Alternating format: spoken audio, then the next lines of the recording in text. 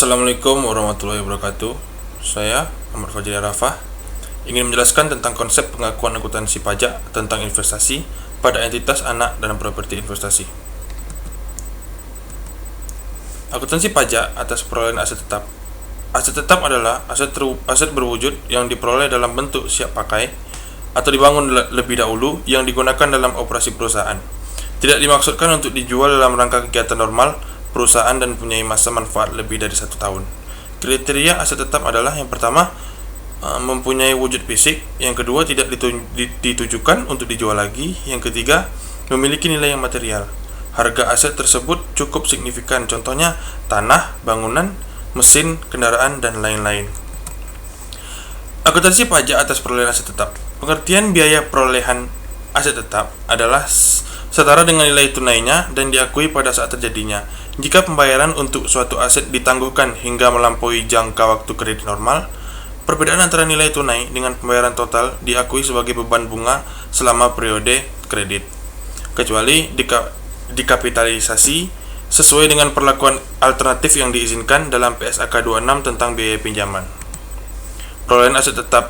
Aset tetap dapat diperoleh dengan berbagai cara yang akan mempengaruhi harga perolehan lain. Antara lain ada dua.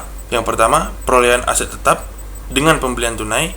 Aset yang diperoleh dengan cara pembelian tunai dicatat sebesar uang yang dikeluarkan, yaitu terdiri dari harga belinya termasuk biaya impor dan PPN masukan, atau biaya pembangunan ditambah biaya yang lain yang dapat didistribusikan secara langsung.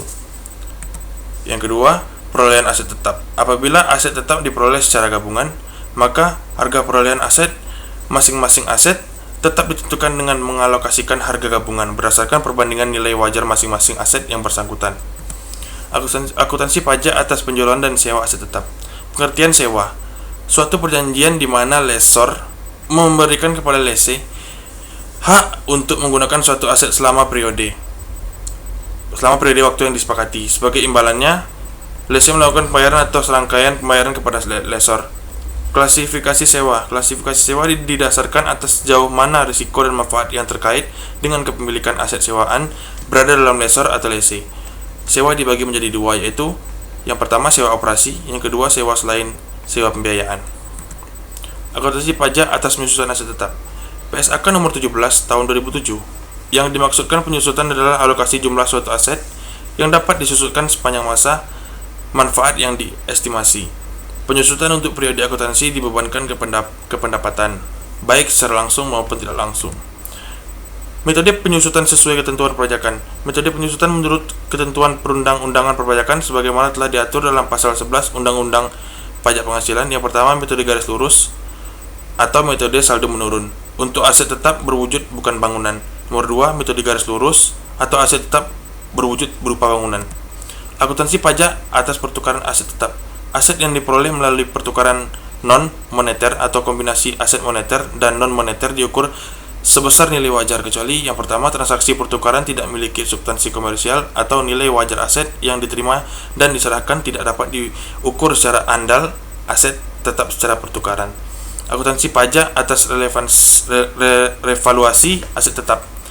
Pemerintah telah meluncurkan kebijakan perpajakan melalui Peraturan Menteri Keuangan bernomor 191/PMK-10/2015 tentang penilaian kembali aktiva tetap untuk tujuan perpajakan bagi permohonan yang diajukan pada tahun 2015 dan tahun 2016, atau lebih dikenal sebagai kebijakan revaluasi aktiva tetap.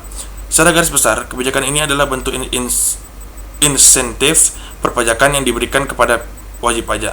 Kebijakan revaluasi aktiva tetap bukanlah instrumen baru karena Menteri Keuangan pernah meluncurkan instrumen yang sama pada tahun 2008, yaitu melalui PMK nomor 79/PMK-03/2008 tentang penilaian aktiva tetap perusahaan untuk tujuan perpajakan.